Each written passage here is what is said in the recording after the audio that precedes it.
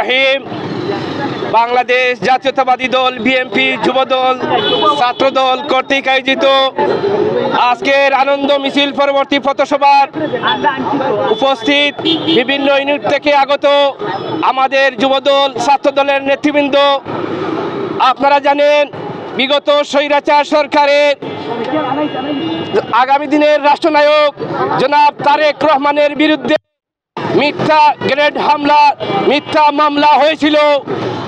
আজ দীর্ঘদিন পর সেই মামলায় আমাদের দেশনায়ক তারেক রহমানের এই মিথ্যা মামলা প্রত্যাহার হয়েছে। সেই উপলক্ষে আজকে আমরা বিএনপি যুবদল ছাত্রদলের পক্ষ থেকে তাৎক্ষণিক আনন্দ মিছিল করেছি। আমরা বিভিন্ন ইউনিট থেকে যারা এই মিছিলে উপস্থিত হয়েছে, আমি সবাইকে ধন্যবাদ জানিয়ে আমার সংক্ষিপ্ত বক্তব্য এখানে শেষ করছি। খুদা হাফেজ। বাংলাদেশ জিন্দাবাদ। দেশ নেত্রী বেগম খালেদা জিয়া জিন্দাবাদ। আগামী দিনের রাষ্ট্রনায়ক জিন্দাবাদ জিন্দাবাদ।